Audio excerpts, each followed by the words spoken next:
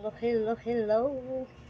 Ayan, igagawa tayo na naman ng kilawin. Oh, dilis yan mga kaidol. Ayan, dilis.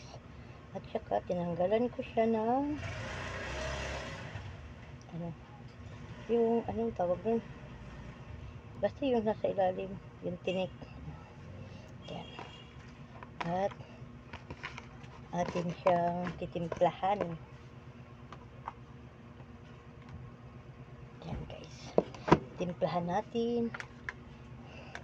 Lagyan natin ng sili. Ano ba yun? Suka pala, suka. Sorry guys, sorry.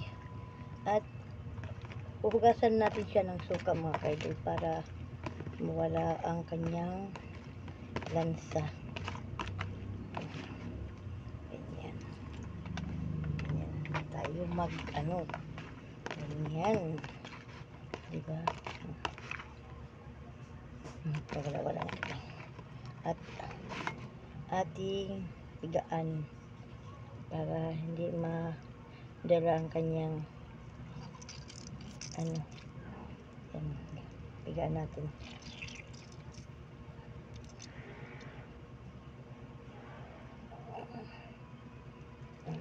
Yan. Pigaan natin siya para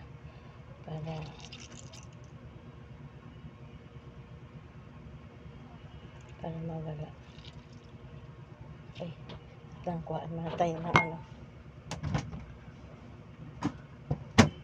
kalimutan ko. Pigaan muna natin para mawala kanyang lansa.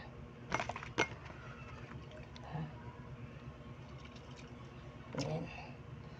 Kasi ganyan ako magturo mga kaidol.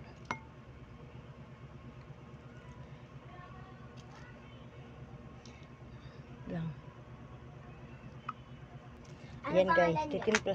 Lalagyan din ulit natin ng suka, pambanlaw. Yan. Kunting suka. At ayun, ay isang piga na naman para masarap talaga siya. Lagyan natin sa mangkok. Hindi, kunin mo nga yung salaan salaan dito sa ilalim. Ayan guys. Sarap nito mga kaidol. Doon!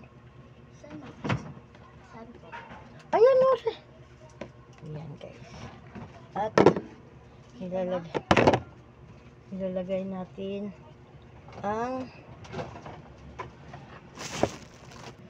yan guys. Hinalo ko na ang sarap nating kilawin. Yan.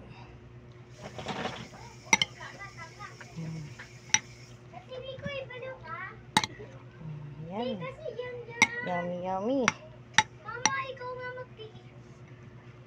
Ay, di anuhin mo nga muna yun. Yan guys. Tingklawin, oh. Yan. Tignan natin. At ako lang itong kakain mga kaidol. Ayaw ng aking asawa. Hindi marunong kumilaw yun. Sarap.